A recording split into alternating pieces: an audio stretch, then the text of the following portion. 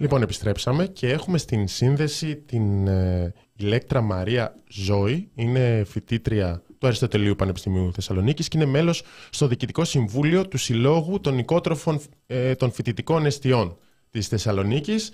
Θα μιλήσουμε φυσικά για αυτά που συνέβησαν στις φοιτητικές εστίες και συμβαίνουν ακόμα, όπως βλέπουμε, που ξεκινάνε από την πτώση του ασανσέρ για αρκετούς ορόφους και συνεχίζονται με τις κινητοποιήσεις φοιτητών-φοιτητριών ώστε να φτιάξουν επιτέλους τα πράγματα στις εστίες. Θέλουμε να σε ευχαριστήσουμε για την κουβέντα και να ξεκινήσουμε ρωτώντας.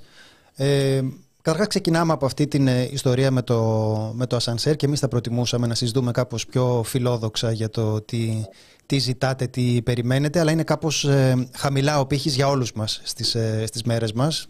Φτάνουμε να ζητάμε να μην πέφτουν τα ασανσέρ.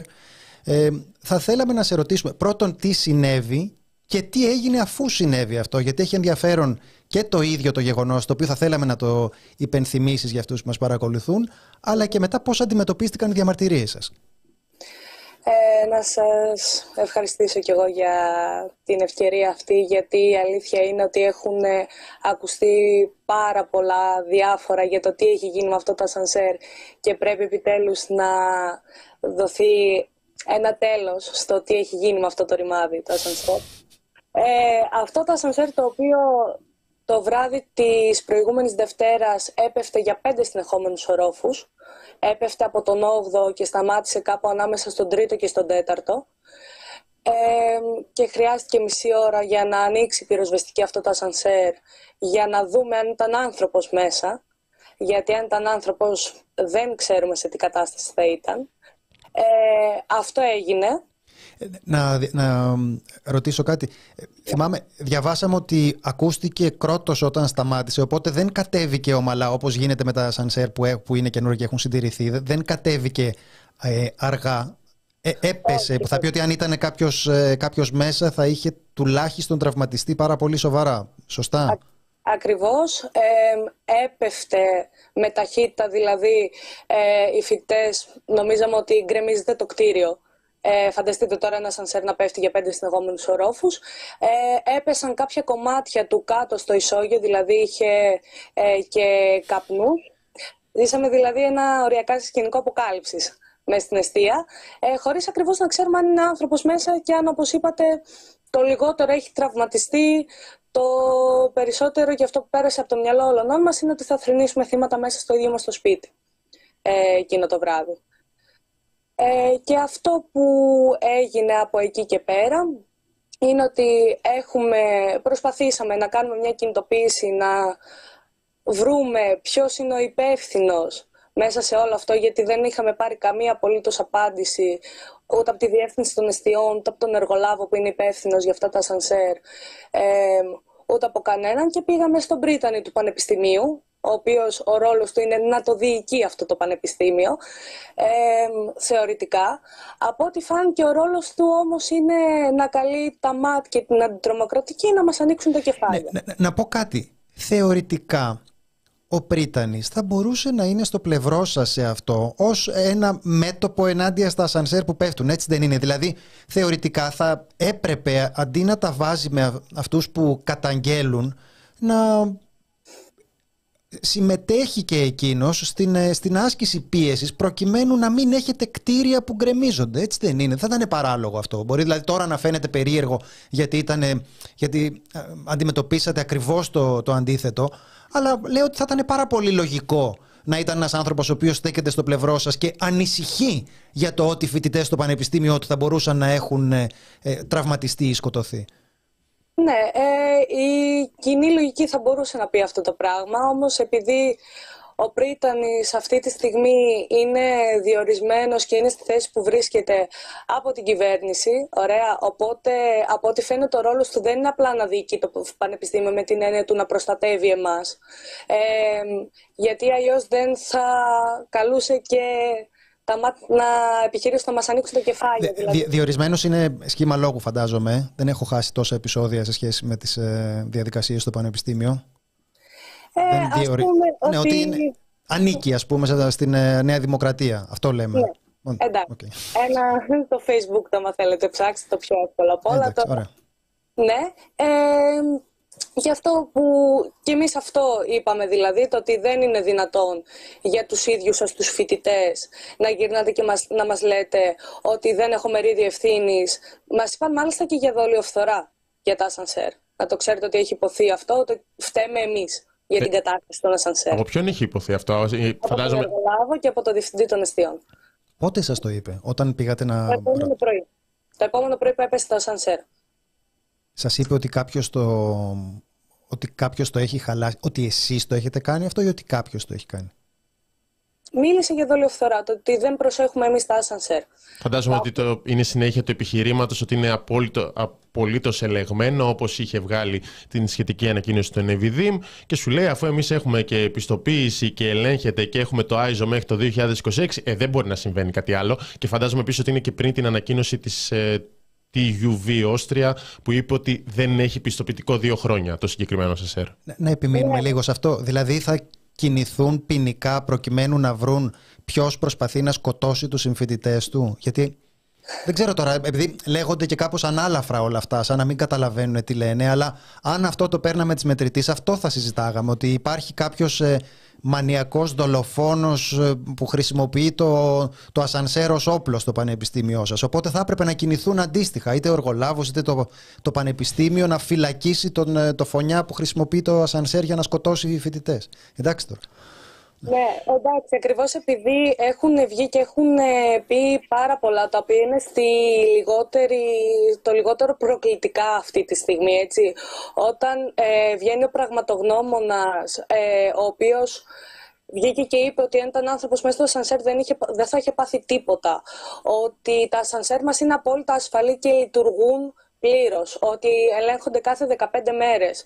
Καταρχάς, όταν βγαίνει αυτά και τα λέει ο άνθρωπος, ο οποίος είναι ο πραγματογνώμονας των Ντεμπών και είπε ότι για αυτή τη δολοφονία φταίει ο σταθμάρχης, μπορούμε να καταλάβουμε όλοι το με τι κίνητρο λέει ό,τι λέει και σε ποιον θα ρίξει την ευθύνη και σε ποιον όχι. Και φυσικά τα ασανσέρ μας είναι απόλυτα ασφαλή, εφόσον τα μισά είναι χαλασμένα, οπότε δεν τα χρησιμοποιούμε. Οπότε δεν κινδυνεύουμε από κάτι. Είναι ο πραγματογνώμονας του εγκλήματος των Ντεμπών, ο πρώτος που είχε μπει πριν ξεκινήσουν οι συγγενείς να βάζουν δικούς τους πραγματογνώμονες και να φτάνουν σιγά σιγά σε καινούργια στοιχεία. Αυτό λέμε. Ναι. Είναι αυτός που βγήκε και είπε ότι φταίει ο σταθμάρχης για αυτή τη δολοφονία. Μάλιστα. Για την απόπειρα δολοφονία που έγινε μες στις εστίες, γιατί αυτό είναι και έτσι πρέπει να το λέμε και να το αντιμετωπίζουμε. Το τυχαίο είναι ότι δεν ήταν άνθρωπος μέσα. Δεν είναι τυχαίο ότι έπεσε το ασανσέρ. Όποιον το ρωτήσετε, ξέρουμε όλοι σε τι κατάσταση είναι τα ασανσέρ μας. Θα ήθελα να πάμε και ακριβώς αυτό στη γενικότερη κατάσταση στις φοιτητικές εστίες. Νομίζω ότι Συγγνώμη, Θάνο, πριν να πάμε στο γενικότερο, να πούμε λίγο τι συνέβη στις διαμαρτυρίες, γιατί είχαμε αστυνομική βία στην διαμαρτυρία σας, έτσι δεν είναι? Και να πάμε μετά στο γενικότερο. Ναι, αρχικά να ξεκαθαρίσουμε ότι δεν υπήρξε κανένας απολύτως απεγκλωβισμός του Πρίτανη. Δεν ξέρω ποιος είδε τον Πρίτανη εγκλωβισμένο σε αυτή την κινητοποίηση. Εγώ είδα εμάς εγκλωβισμένους από έναν αστυνομικό κλειό που μας χτυπούσαν και προσπαθούσαν να τραβήξουν κόσμο για συλλήψεις, και σήμερα κιόλας το πρωί ήμασταν στα δικαστήρια για τα παιδιά, τα οποία, 5 παιδιά οι οποίοι έφαγαν σύλληψη. Πήγε το δικαστήριό τους, τέλος πάντων πήρε αναβολή για 28 Γενάρη. Εγώ εμάς είδα εγκλωβισμένους εκεί πέρα. Και με γκλόπ να σπάνε σε κεφάλια. Αυτό είδα εγώ. Δεν είδα κάποιον Πρίτανη να είναι εγκλωβισμένος και να μην μπορεί να φύγει. Από τις ευθύνες του, ναι, δεν μπορεί να ξεφύγει, γιατί ξέρει ότι έχει μερίδιο ευθύνης. Και γι' αυτό φτάσαμε σε αυτό το σημείο, γιατί δεν μπορούσε να μας απαντήσει τίποτα και ούτε θα μπορέσει. Τι γίνεται εκ τότε? Τις εικόνες αυτές τις είδαμε. Υπήρξαν και συλλήψεις από φοιτητών-φοιτητριών από αυτή την κινητοποίηση. Φαντάζομαι ότι συνεχίζετε τις κινητοποίησεις. Είδα και σήμερα φοιτητικοί σύλλογοι είχαν μια διαμαρτυρία. Προς το παρόν είμαστε σε μια κατάσταση στην οποία πρέπει να οργανώσουμε λίγο και εμείς και μέσα στις εστίες και συνολικότερα λίγο το δικό μας στρατόπεδο, και θα πω και για την κατάσταση στις εστίες γενικά. Ακριβώς επειδή δεν είναι μόνο το ασανσέρ, και για μας δεν είναι μόνο το ασανσέρ, είναι τα ασανσέρ που πέφτουν, οι σοβάδες, τα μπάνια, είναι υποδομές τις οποίες τις έχουν αφήσει να ρημάξουν τελείως και όχι προφανέστατα τυχαία. Ωραία, αν δείτε, η χρηματοδότηση για τη φοιτητική μέριμνα αυξήθηκε κιόλας. Και εμείς δεν έχουμε δει ούτε ένα τηλέφωνο του ντους να αλλάζει. Εντάξει, στα ταβάνια θα κοιτάτε και λίγο προς τα πάνω, δεν θα περπατάτε αμέριμνες κάτω από τα ταβάνια. Είναι γνωστό ότι ανακαλύψαμε κι εμείς κοιτάζοντάς το ότι αυτό συμβαίνει πάρα πολύ συχνά και ότι έχουμε και συχνά τραυματισμούς. Δηλαδή είναι σοβάδες που πέφτουν. Μπορεί να πέσουν καλοκαίρι που λείπεται, αλλά μπορούν να πέσουν και πάνω σε μαθητές και πάνω σε φοιτητές. Οπότε. Η φοιτητική μέριμνα που αυξήθηκε, εννοούμε στο πανεπιστήμιο που αυξήθηκε η χρηματοδότηση που η κυβέρνηση λέει και πανηγυρίζει ότι την αυξήσαμε τόσο της 100%. Αυξήθηκε γενικά δηλαδή προς το Αριστοτέλειο, ή σας λένε ή έχει αυξηθεί και προς τις εστίες, απλώς δεν βλέπετε καμία βελτίωση? Θεωρητικά έχει αυξηθεί συνολικά για τη φοιτητική μέριμνα, δηλαδή για τις εστίες, τις λέσχες, τα συγγράμματα, αυτά είναι που περιλαμβάνονται μέσα στη φοιτητική μέριμνα. Το ζήτημα είναι ότι όταν κομμάτια της φοιτητικής μέριμνας τα έχουν αναλάβει εργοδότες, όπως είναι οι λέσχες μας και όπως είναι τα ασανσέρ μας, αυτή τη στιγμή αύξηση της χρηματοδότησης για τη μέριμνα σημαίνει αύξηση στο μισθό του εργολάβου, ο οποίος πήγε να μας σκοτώσει πριν από μία εβδομάδα. Ωραία, και αυτό είναι το ζήτημα, αυτό είναι το πρόβλημά μας αυτή τη στιγμή, γιατί έχουν αφήσει τις εστίες συνολικά και τη φοιτητική μέριμνα να ρημάζει, προκειμένου αύριο μεθαύριο να μπορέσουν να την ξεπουλήσουν σε τιμή ευκαιρίας σε έναν ιδιώτη. Ωραία, όπως έχουν κάνει με τα πάντα στην Ελλάδα αυτή τη στιγμή, όπως έγινε με τα τρένα, όπως γίνεται με την υγεία, όπως έγινε με το ρεύμα, όπως γίνεται με τα ασφαλιστικά ταμεία. Είμαστε οι επόμενοι. Έχουν ξεκινήσει να κάνουν δηλαδή εξώσεις πανελλαδικά σε εστίες. Ωραία, γιατί όταν εμείς έχουμε μπει κάνοντας ένα διαγωνισμό φτώχειας μέσα στις εστίες, γιατί με αυτά τα κριτήρια μπαίνουμε, κοινωνικά και οικονομικά, αν αύριο μεθαύριο έρθει ένας ιδιώτης να αναλάβει την εστία, εμείς δεν μπορούμε να είμαστε πελάτες τους. Αν είχαμε 300 και 200 ευρώ να δίνουμε το μήνα, θα πηγαίναμε να μείνουμε σε ένα σπίτι και όχι σε 7 τετραγωνικά, χωρίς πλυντήριο, με κοινόχρηστα μπάνια που πότε λειτουργούν, πότε δεν λειτουργούν, και να παρακαλάμε να μην πέσει το ασανσέρ κάθε φορά που μπαίνουμε μέσα.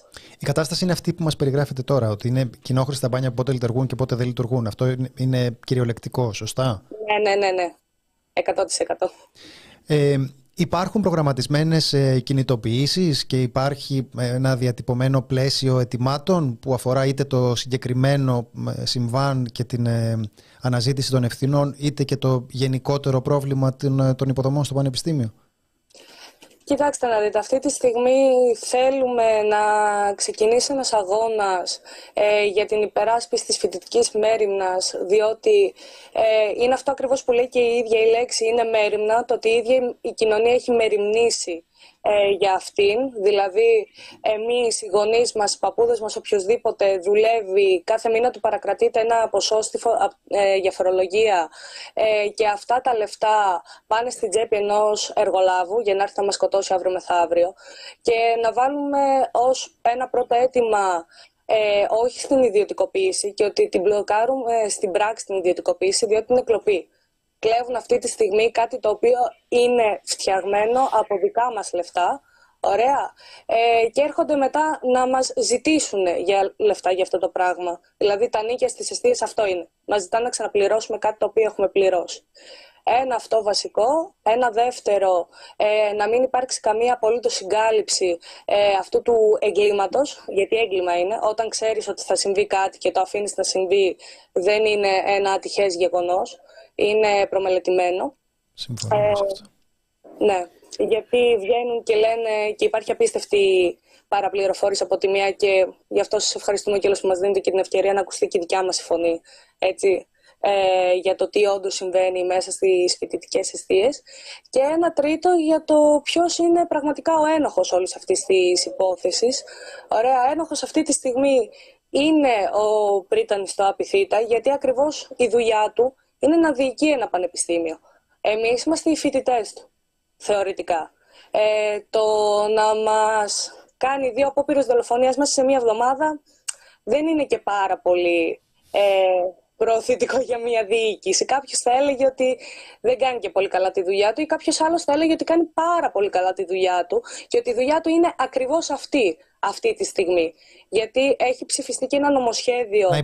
Να υποβιβαστεί και να κατασυκοφαντηθεί το Δημόσιο Πανεπιστήμιο. Αυτό φαντάζομαι, όχι να σας σκοτώσει. Κοιτάξτε να δείτε, η γραμμή μεταξύ έχουμε δεν έχουμε νεκρούς στην Ελλάδα τα τελευταία χρόνια είναι κάπως λεπτή, θα έλεγε κανείς.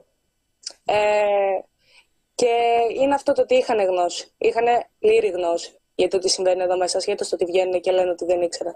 Ήξεραν και συντηρούν αυτή την κατάσταση, ακριβώς γιατί αύριο μεθαύριο θα γυρίσουν να πούνε ότι η εστία δεν λειτουργεί, είτε είναι η εστία, είτε είναι η λέσχη, είτε είναι το οτιδήποτε. Δεν λειτουργεί. Εμείς σαν δημόσιο δεν μπορούμε να το συντηρήσουμε αυτό το πράγμα, οπότε πρέπει να το δώσουμε σε έναν ιδιότητα να το λειτουργεί.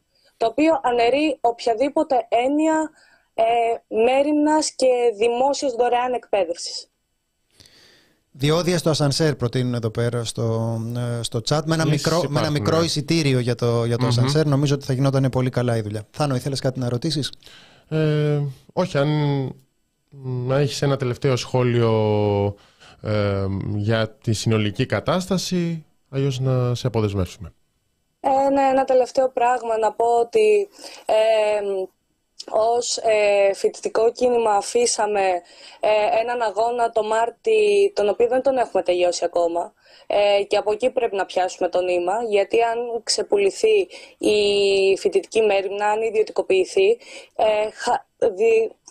μπορούμε να ξεχάσουμε τον όρο δημόσια και δωρεάν παιδεία στην Ελλάδα. Γιατί το να έχεις ένα σπίτι να μείνεις, ένα πιάτο φαΐ να φας και ένα σύγγραμμα να διαβάζεις για τη σχολή σου είναι απαραίτητη προϋπόθεση όχι για τους εστιακούς, για όλους τους φοιτητές. Και γιατί στην κατάσταση που ζούμε αυτή τη στιγμή, όταν τα νίκια των σπιτιών είναι ο μισός μισθός, ο εργαζόμενος δεν μπορεί να στείλει το παιδί του πανεπιστήμιο και να του πληρώνει έξτρα νίκη, να τρώει και να αγοράζει συγγράμματα. Οπότε αυτό είναι το ζήτημα αυτή τη στιγμή, να ανοίξει ένας αγώνας από εμάς μέσα στις εστίες προφανώς, και ήδη γίνεται στα Γιάννενα που έχουν καταφέρει και έχουν μπλοκάρει απόπειρες εξαίσεων εδώ και 1 χρόνο που προσπαθούν να γίνουν, και σε συνδυασμό με το τι αφήσαμε το Μάρτι, να ανοίξει ένας αγώνας για την υπεράσπιση της δημόσιας και δωρεάν παιδείας, για τη φοιτητική μέριμνα. Ένας αγώνας όμως που δεν αφορά μόνο εμάς που πέφτουν τα ασανσέρ μας και βρίσκουμε μούχλα στο φαΐ μας στη λέσχη, είναι ένας αγώνας για ολόκληρη την κοινωνία. Ευχαριστούμε πάρα πολύ. Ευχαριστούμε και θα παρακολουθούμε το θέμα και θα χαρούμε να ξαναμιλήσουμε για αυτά που συμβαίνουν, γιατί συμμεριζόμαστε πάρα πολύ την αγωνία σας σε αυτό. Να είστε καλά. Ευχαριστούμε πολύ.